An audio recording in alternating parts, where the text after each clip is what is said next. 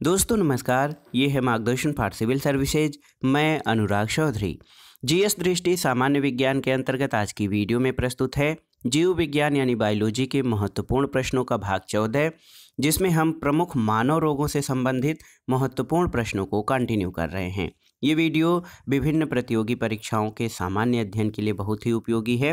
दोस्तों, जीएस दृष्टि सामान्य विज्ञान के अंतर्गत हम जो जीव विज्ञान की श्रृंखला चला रहे थे, ये इसका अंतिम वीडियो है और इसके बाद जो पीडीएफ हैं हम इसको अपने टेलीग्राम चैनल मार्गदर्शन फॉर सिविल सर्विसेज पर डाल देंगे। आप वहां से इन सब का पीडीएफ भी डाउनलोड कर सकते हैं। तो आइए शुरू करते हैं आज का वीडियो। दोस्तों, सेरेब्रल पल्सी रोग के बारे में जानते हैं। इसको अन्य नाम प्रमस्तिष्क अंगाघात भी कहा जाता है। प्रमस्तिष्क पक्षाघात या प्रमस्तिष्क अंगाघात सेरेब्रल पल्सी को कहा जाता है और इसका कारण ये है कि मस्तिष्क के मोटर कंट्रोलर सेंटर यानी संचलन नियंत्रण केंद्र में कोई क्षति हुई हो, इससे सेरेब्रल पल्सी रोग होता है। दोस्तों, इसकी व्युत्पत्ति क्या है? तो ये सेरेब्रल यानी मस्तिष्क से जुड़ाव और पाल्सी का मतलब मांसपेशियों में कमजोरी होती है। लक्षण ये है कि मांसपेशियों में असंतुलन, असामान्य मुद्रा, सही से चल न पाना इस रोग के प्रमुख लक्षण हैं। और दोस्तों, इस रोग से प्रभावित रोगियों में मुख्यतः गर्भस्थ नवजात शिशु और 3 वर्ष की आयु वाले बच्चे होते हैं। और इसमें प्रभावित अंग आप जानते हैं नर्वस सिस्टम यानी केंद्रीय तंत्रिका तंत्र होता है। आइए देखते हैं प्रमुख हीनता जन्य रोगों के बारे में कि किसकी कमी से ये रोग होते हैं। एनीमिया या रक्ताल्पता, जिसको रक्त क्षीणता भी कहते हैं, ये लौह तत्व की कमी के कारण, स्कर्वी विटामिन सी की कमी के कारण, ग्वाइटर यानी घेंघा रोग आयोडीन की कमी के कारण, मेरेस्मस दीर्घकालीन उपवास के कारण प्रोटीन सहित ऊर्जा के सभी स्रोतों के अभाव से होता है। इसी प्रकार क्वासियोरकोर प्रोटीन अल्पता से, मुर्गियों में रिकेट्स विटामिन डी की कमी से, मवेशियों का मैड काऊ रोग प्रायोन्स नामक प्रोटीन के कारण, और मधुमेह आप जानते हैं इंसुलिन की कमी के कारण, और जीरोप्थैल्मिया विटामिन ए की कमी के कारण होता है। अल्जाइमर रोग, दोस्तों अल्जाइमर क्या है? इससे मस्तिष्क प्रभावित होता है और इसकी खोज करने वाले जर्मन मनोचिकित्सक डॉक्टर ए एलोइस अल्जाइमर थे और उन्हीं के नाम पर इस रोग का नाम अल्जाइमर है। दोस्तों, इसका कारण ये है कि बीटा एमिलाइड प्रिकर्सर प्रोटीन जो है इसका कारण है और प्रभाव इसका अल्जाइमर का ये होता है कि इसमें याददाश्त यानी स्मरण क्षमता क्षीण हो जाती है और इसमें मुख्यतः 48 से 65 आयु वर्ग के रोगी होते हैं जो इससे मुख्य रूप से प्रभावित होते हैं। इसका प्रकार ये है कि ये वंशानुक्रम से प्राप्त होता है और बाद की आयु में प्रकट होता है।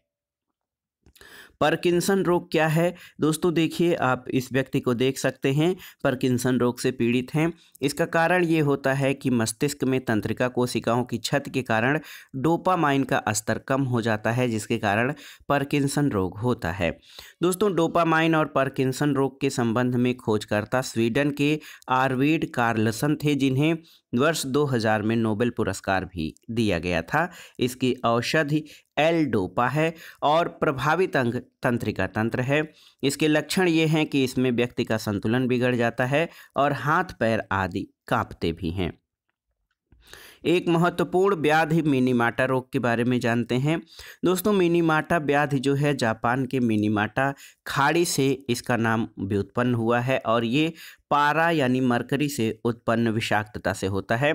इसमें मानव का केंद्रीय तंत्रिका तंत्र प्रभावित होता है और इसके लक्षणों में ये है कि शरीर के अंग, होठ और जीभ का काम न करना, आंखों में धुंधलापन और मानसिक असंतुलन, ये मिनीमाटा रोग के प्रमुख लक्षण हैं। दृष्टि दोष के बारे में जानते हैं दोस्तों। तो ये देखिए, अबिंदुकता में होता ये है कि व्यक्ति की संपूर्ण दृश्यता में कमी होती है और इसका उपचार बेलनाकार यानी सिलिंड्रिकल लेंस होता है। मोतियाबिंद, जिसको कैटरैक्ट कहा जाता है। दोस्तों, मोतियाबिंद जो होता है इसके लक्षण में है कि लेंस जो है अपारदर्शी हो जाता है और इसके उपचार के लिए ऑपरेशन करके नया कृत्रिम लेंस लगाया जाता है, जिससे व्यक्ति के आंखों की जो दृष्टि होती है वो पुनः सुधर जाती है। मायोपिया तो ये दृष्टि दोष का एक प्रकार है जिसको निकट दृष्टि दोष कहते हैं।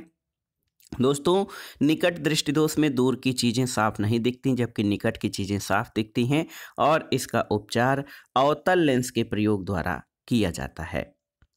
हाइपरमेट्रोपिया क्या होता है? तो इसको दोस्तों दूर दृष्टि दोष या लॉन्ग साइटनेस भी कहा जाता है और इसमें दूर की चीज़ें तो साफ दिखती हैं लेकिन पास की चीज़ें साफ नहीं दिखती हैं, इसको दूर दृष्टि दोष कहते हैं और इसका उपचार उत्तल लेंस के प्रयोग द्वारा किया जाता है।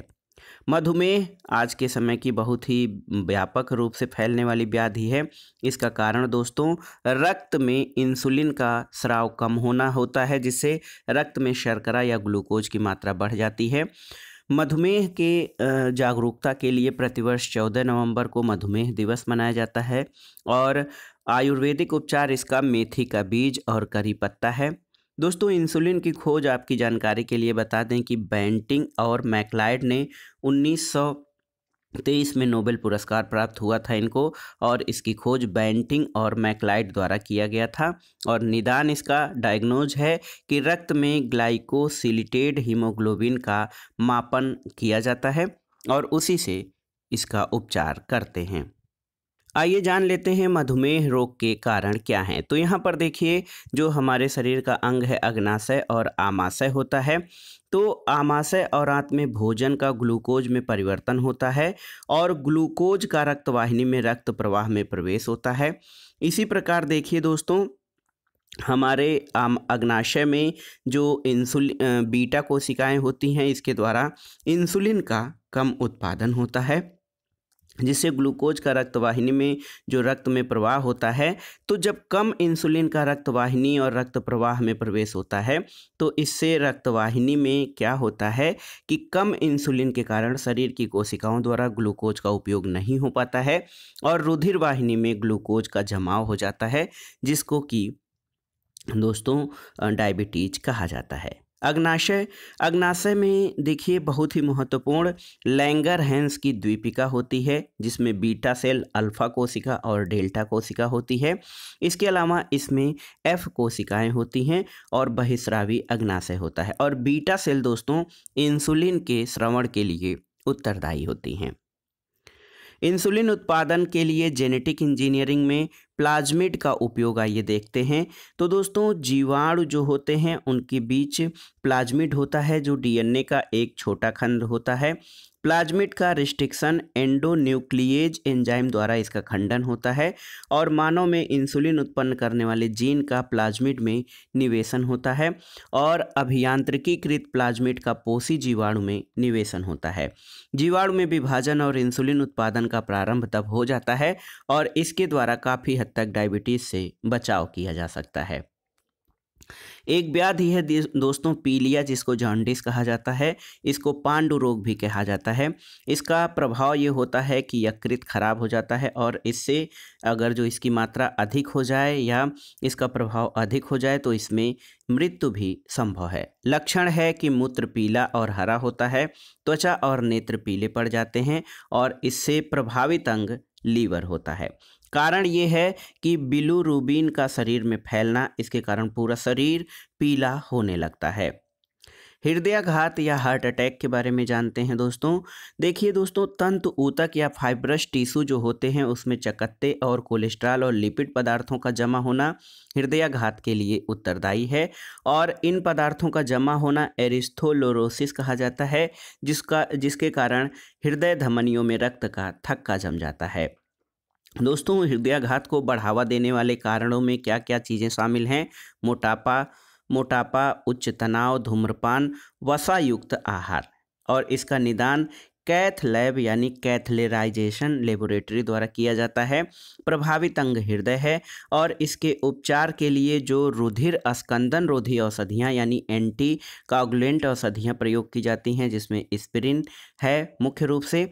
और शल्य चिकित्सा में बाईपास सर्जरी करके हृदय धमनी में शरीर से दूसरी धमनी जोड़ दी जाती है। छाती की मेमोरी धमनी, हाथ से रेडियल धमनी और पैर से सेफनेस धमनी, जिसको कि बाईपास सर्जरी कहा जाता है। और आप जानते हैं कि हमारे पूर्व प्रधानमंत्री मनमोहन सिंह जी का बाईपास सर्जरी किया गया था। आइए देखते हैं दोस्तों क्लोन भेड़ डाली की जन्म प्रक्रिया के बारे में। तो एक भेड़ भेड़ 1 है और भेड़ 2 है। तो भेड़ 1 से ली गई स्तन कोशिका और भेड़ 2 से ली गई अंड कोशिका। फिर उसके बाद कोशिका से न्यूक्लियस केंद्रक का वियोजन किया जाता है और केंद्रक विहीन अंड कोशिका दूसरी भेड़ से जो ली जाती है उसको संलयित करके संलयित कोशिका के द्वारा जो है देखिए भ्रूण 3 या सरोगेट में प्रत्यारोपण किया जाता है। और दोस्तों विभाजन के परिणाम स्वरूप भ्रूण का निर्माण भेड़ 3 या सरोगेट में होता है, जो कि जब उसके द्वारा क्लोन भेड़ डाली का जन्म हुआ, जो कि आनुवांशिक रूप से भेड़ 1 के समान होती है। और ये कहा जाता है कि ये जीन जेनेटिक इंजीनियरिंग का बहुत ही महत्वपूर्ण जो है नमूना है। परीक्षा दृष्टि से कुछ महत्वपूर्ण प्रश्नों को देख लेते हैं। इंटरफेरान क्या है? तो शरीर में विभिन्न रोगाणुओं के विरुद्ध रक्षात्मक प्रतिक्रिया के स्वरूप बनने वाला प्रोटीन इंटरफेरान कहलाता है। ल्यूकेमिया क्या है? तो एक प्रकार का रक्त कैंसर है। ल्यूकोडर्मा क्या है? सफ़ेद दाग वाला त्वचा रोग है। हल्द्वानी स्थित डीआरडीओ की प्रयोगशाला रक्षा जैव ऊर्जा अनुसंधान संस्थान द्वारा विकसित ल्यूकोडर्मा के इलाज के लिए क्या औषधि है? तो ये ल्यूकोस्किन है। और एनिपोसिप्मा या अघ्राणता किससे संबंधित है? तो सूंघने की शक्ति नष्ट हो जाना एनोसिम्पा कहलाता है। कुछ अन्य प्रश्नों को देखते हैं दोस्तों। स्लीप एपनिया क्या है? तो निद्रा संबंधी विकार स्लीप एपनिया कहलाता है। एम्फाइसीमा किसे कहते हैं? तो एक प्रकार का क्रानिक प्रतिरोधी फुफ्फुसीय रोग है जिसको COPP कहते हैं। औषधि कैप्सूलों का बाह्य आवरण किससे निर्मित होता है? तो स्टार्च या मांड से। और लीवर सिरोसिस का प्रमुख कारण क्या है? मदिरा सेवन। ओरल सबम्यूकस फाइब्रोसिस किससे संबंधित है? दोस्तों मुंह से संबंधित है। ये मुंह में छाले और बाद में मुंह का अंदरूनी भाग कठोर हो जाता है, जिसको ओरल सबम्यूकस फाइब्रोसिस कहा जाता है। खुजलाने से खाज क्यों मिटती है? तो प्रतिहिस्टामीन रसायन का उत्पादन बढ़ जाता है, जिससे खुजलाने से खाज मिटती है। कुछ विविध प्रश्नों को देख लेते हैं दोस्तों। रक्त एक तरल संयोजी ऊतक है। केंचुआ इसमें हीमोग्लोबिन प्लाज्मा में घुला होता है। हीमोग्लोबिन प्रोटीन है। स्फिग्मोमैनोमीटर से रक्त दाब का मापन किया जाता है। आरएच कारक सबसे पहले दोस्तों बंदरों में खोजा गया था। और प्रतिजन जो होता है एंटीजन, ये प्रतिपिंड या प्रतिरक्षी यानी एंटीबॉडी के निर्माण को उद्दीप्त करते हैं। प्रोटीन तो ये मानव रक्त की श्यानता का कारण है। और किडनी स्टोन कैल्शियम ऑक्जेलेट होता है रासायनिक रूप से। यकृत दोस्तों यूरिया की उत्पत्ति का कार्य करता है। और एंजाइम पेप्सिन यानी आमाशय से प्रोटीन का पाचन करते हैं। ट्रिप्सिन अग्नाशय में होते हैं।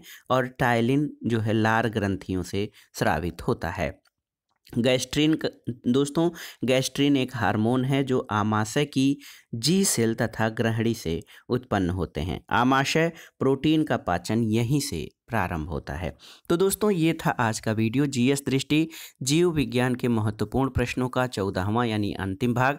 इसके बाद हम दोस्तों विज्ञान और प्रौद्योगिकी से संबंधित जो भौतिक विज्ञान की शाखा है उससे संबंधित कंप्यूटर और नवीनतम तकनीकों से संबंधित प्रश्नों को कवर करेंगे। और जीव विज्ञान का खंड यहीं पर समाप्त होता है। इसके बाद हम कल या परसों में इसका एक मास्टर वीडियो दे देंगे।